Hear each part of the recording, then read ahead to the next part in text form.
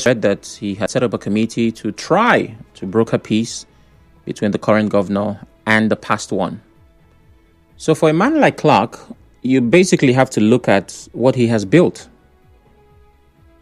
And I don't even know if this is tragic, because I started by saying we start on a tragic note because he was 97, right? So this might just be a celebration of life. Because, I mean, he had achieved a lot. But another perspective to this is his elder statesman rule and the idea that there is a reduction, if you may, the diminishing number of strong independent voices advocating for national unity and speaking where people need to speak. When this River State crisis started, one of the many things people were asking was, where are the elders? That's an important question. So like Edwin Clark, do we still have non-partisan elders that can speak truth without fear or favor? Because again, the idea behind being an elder statesman is that you're an elder. You're not trying to side anybody. You're objective with your statements. You talk when you should. The nation listens, obviously, because you're well respected. So do we still have elders like Clark who can and should speak where necessary, who are non-partisan, who are not afraid of what they would say, what would be perceived, who also are maybe incorruptible? Their name is not attached to any, corruption here or there. Do we still have men like this? Well, these are questions begging answers, and hopefully we get those answers. Coming up, I'll be talking about Nigeria's headline inflation dropping and Niger Republic restricting Nigerians from gaining entry into their country if they have an ECOWAS passport. 0817-923-0002, 0817-923-0003. WhatsApp is 080-903-06416. We're live on Facebook and Twitter at Nigeria Info PH. You can watch, listen, and drop comments on those platforms. Our first headline so far is a passing of Edwin Clark.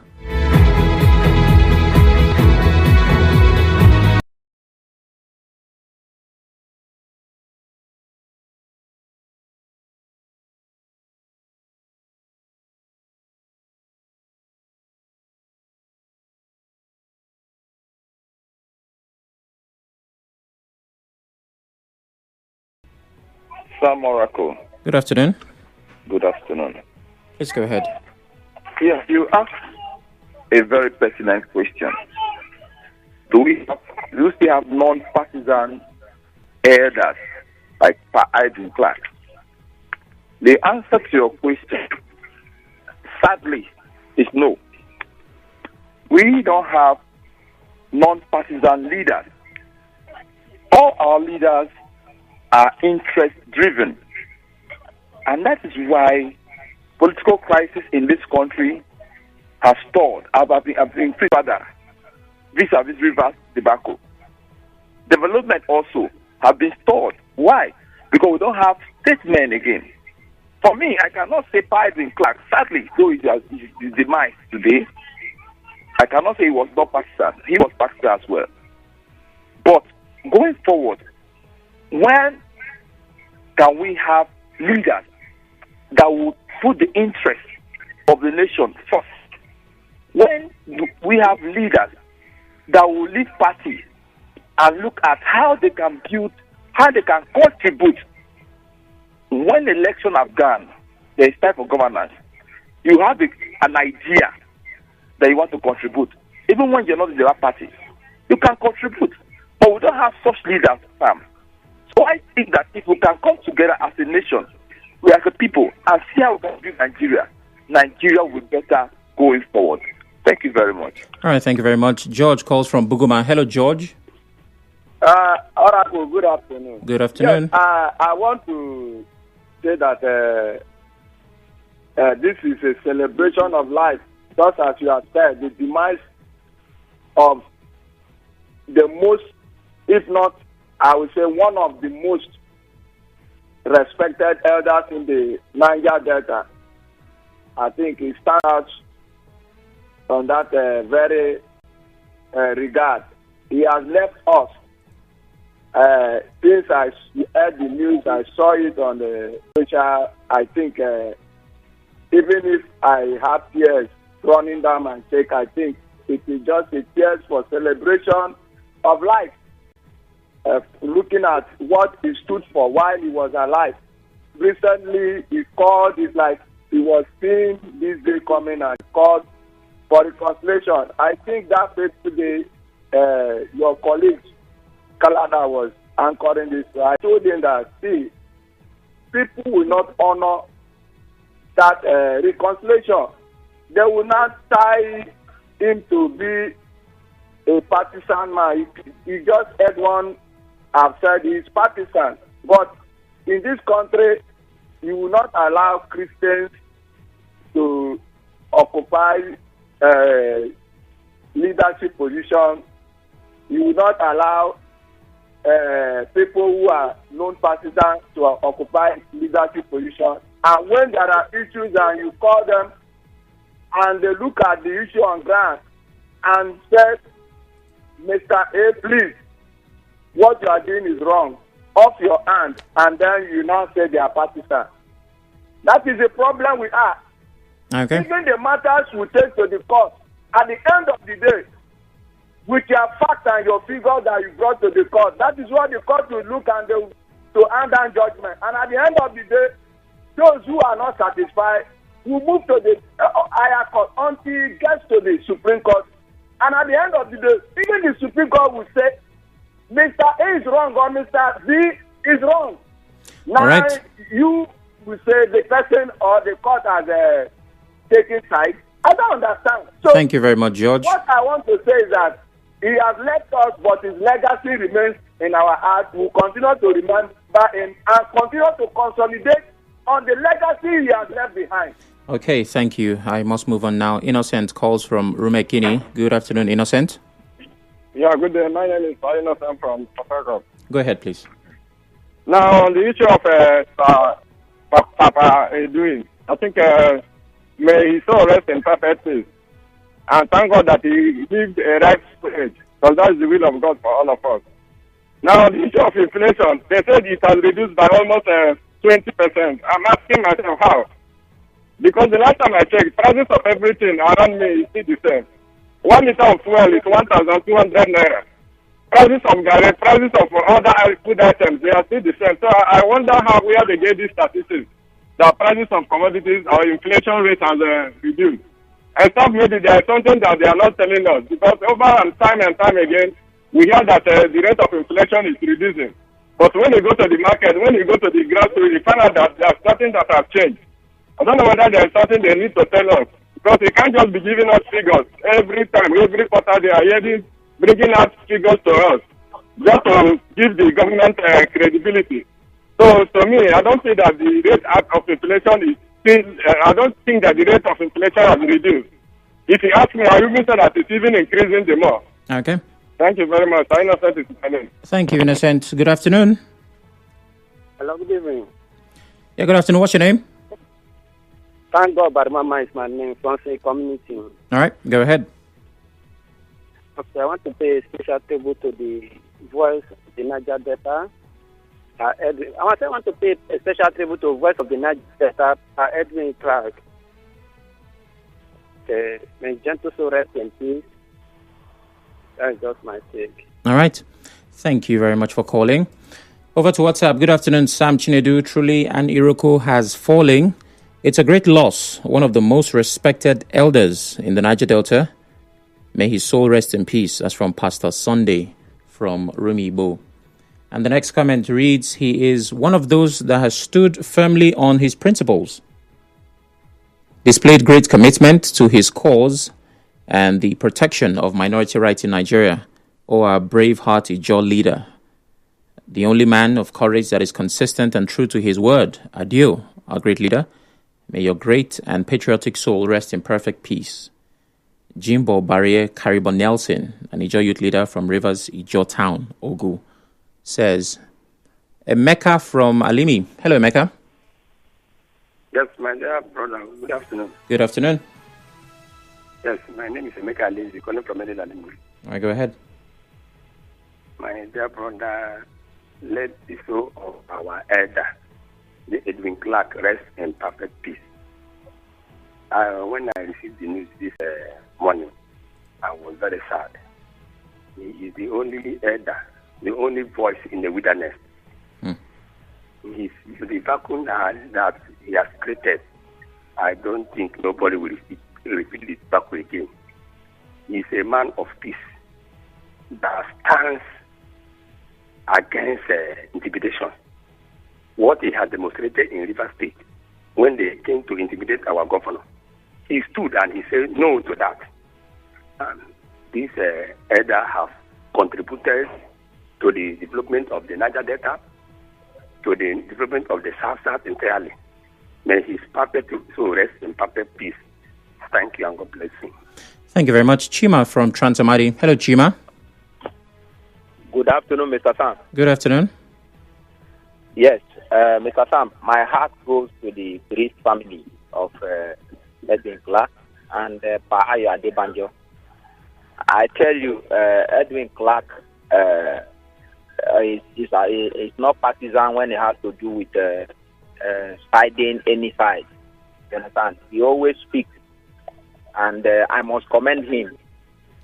And equally to Ayo Adebanjo, who actually is one of the Tabaraj leaders I've ever seen, especially during 2023 general election when he stands for a certain candidate, who is not even from his own side. So I must commend these two people. But Sam, the question you asked, I do not think we have any elder. We have them actually, but they are not coming out to speak. The ones we have currently who actually have opportunity to speak, they either belong to one party or the other. Honestly, it's rare right now for an elder to come out and speak the truth. If you look at what is happening in the state, you understand that no elder can come out and speak the truth.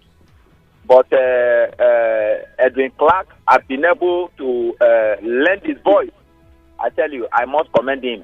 On the issue of inflation, that is written on the newspaper. It's not actually the current reality. Thank you. Hold on, Chima. Hold on. Oh, my. I had a question for Chima. Okay, let's take more comments. Evening, Sam. First, may the departed soul, Pa Edwin Clark, rest in peace. Secondly, there are other elders that speak truth to humanity, the likes of Anab Saraibe, Chief Rufus Ada George, and others. Above all, who miss Pa Clark so much. Kelvin Iobu Frank in Port Hackett says. And Ima Otaka, good day, Sam. Greetings from all of us on the death of Pa Clark. May God rest his soul and grant him peaceful rest wherever his soul is. Pa Clark lived a good life worth emulating, but will the quest for material things allow the upcoming ones, those who will see white and call it white, and black and call it black? Pa Clark lived a good life and left the world at the right age. The rest is left for the living. Ima Otaka in Choba. Owanete West says the death of former information minister Edwin Clark, an icon in Niger Delta and Nigerian general, my condolences to the Clark family. Owanete West. Good afternoon. May the soul of Elder Clark rest in peace. And being a statesman is not about being neutral, but always siding and standing for the truth. That was Pa Clark, who never stood on the fence. He always stood to be counted. Okay. Well, moving over to our next headline, and this is an interesting one. I'm supposed to take the inflation, but I think I'll start here. Niger Republic has begun restricting entry for Nigerians traveling with the ECOWAS passport, now requiring a valid international passport instead. This follows the country's withdrawal from ECOWAS alongside Mali and Burkina Faso, affecting cross-border traders and commuters. Some travelers have reported being turned back or pressured to pay bribes by Nigerian security officials. While the border remains open, concerns are growing over possible further restrictions that could disrupt trade and movement.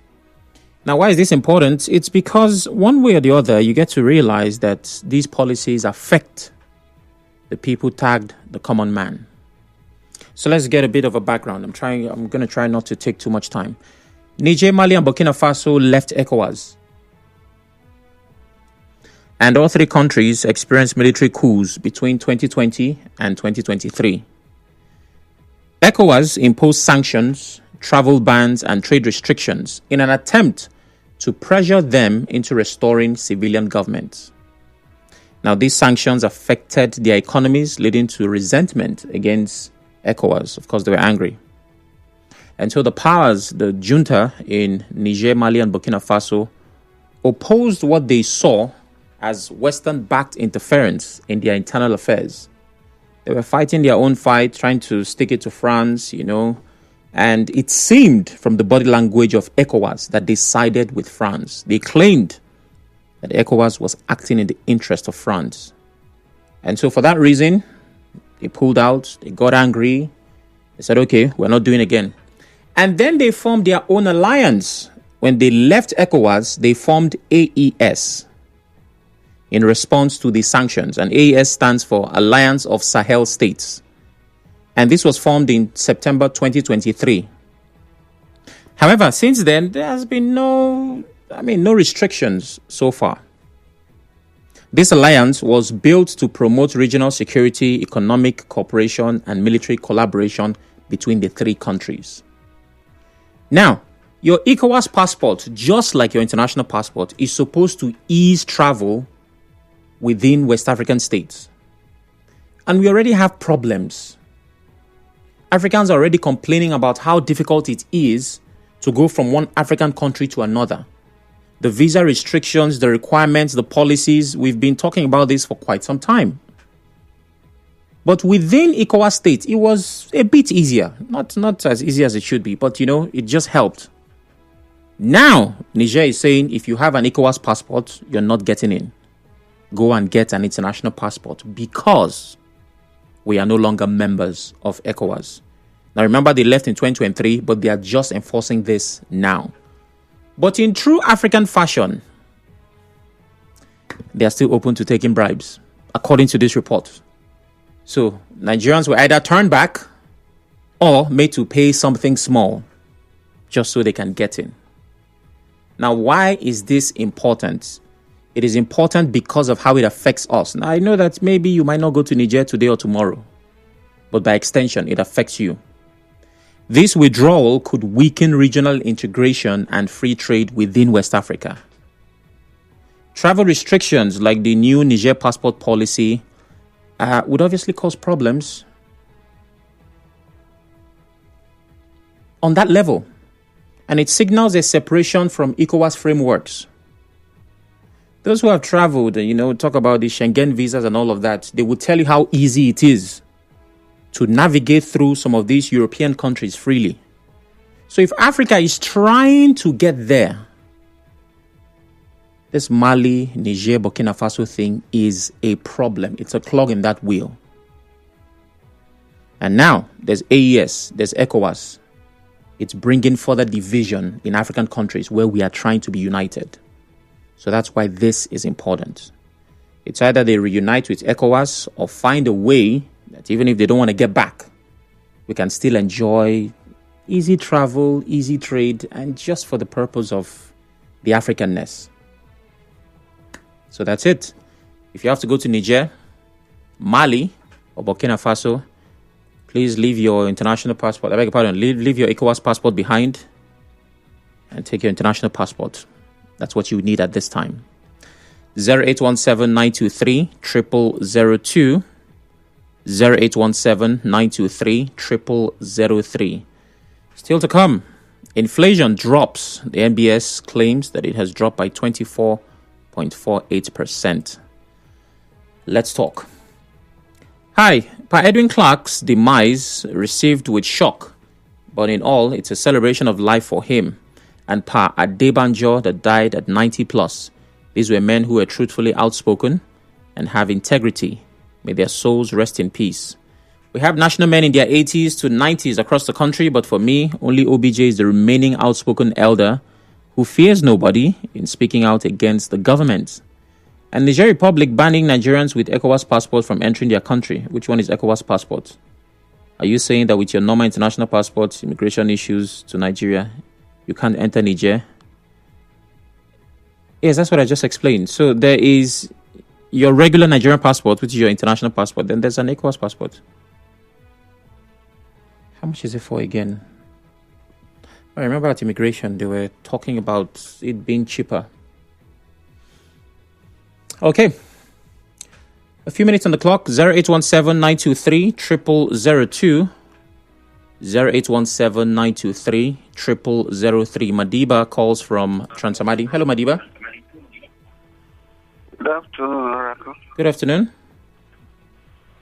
Yes, I hope now NBS has given another statistics. Network or cyber will not be hacked tomorrow.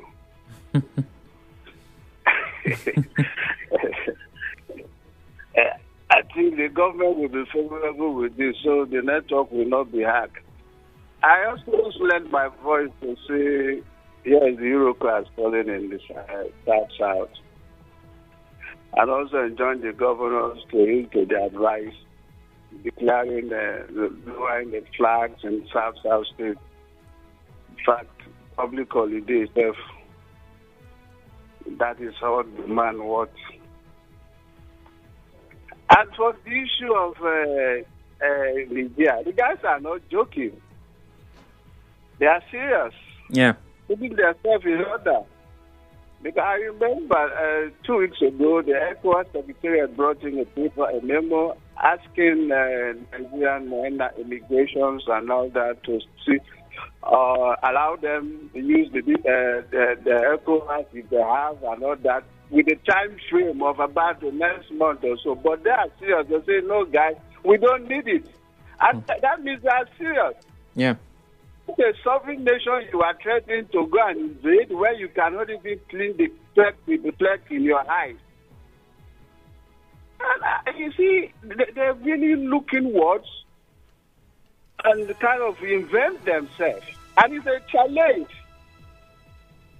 So the issue of ECOWAS protocol is not about going to threaten another sovereign. The issue of regional election is also against the African Charter and ECOWAS. The protocols are there. So if you even rig election, you also file the ECOWAS and African Charter. Madiba, before I let you go, does it matter? Hello, can you hear me?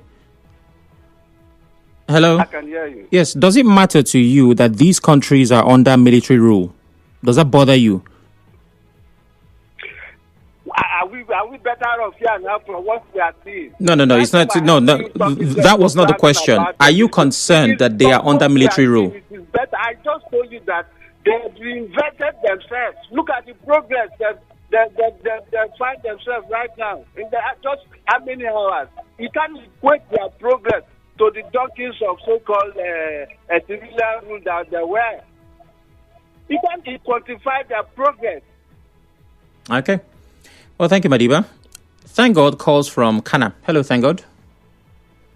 Okay. Hello? Good evening. Can you hear me? Yes, I can. Please go ahead. Thank God by Mama. All right. Local government. I want Niger Republic will they don't know they are talking to. Oh, my. What I'm so sorry, thank God. It's breaking. Daniel from Imo Gate. Good afternoon, Daniel. Good afternoon, Samarako. Good afternoon. Chinke Daniel Imo Gate also. Go ahead. Yes, about Edwin Clark. My heartfelt sympathy to all Nigerians and Nigeria at large. I think there's a little difference between Edwin Clark and the Afenifere leader. Adebanjo. Oyebanjo. I think the slight difference here is that Oyebanjo was elected as Afenifere leader. But I see Edwin Clark as a self-made leader from that part of the country, just like Iwanyawo that left and they picked this Ikwere guy now as their leader that is raising them. In the sense that Edwin Clark is not elected. I don't know if correct me if I am wrong. As a Niger Delta leader, there's no that maybe organization where he is a leader, just on his own. Yeah, he was he was a leader of PANDEF, Pan Niger Delta Forum. Okay. Yes. That is he elected. I will have to look into how they appoint their leaders. I'm not quite sure at this time, but he was leader of PANDEF. Why these elders? It's just like all of them living at this point in time. Is somehow because finding somebody that will fit into their shoes properly is another thing. Let me stop here, Chinke Daniel. All right. Thank you very much, Chinke Daniel. We have a short break coming up. After that, I'll pay attention to messages. Please stay with us.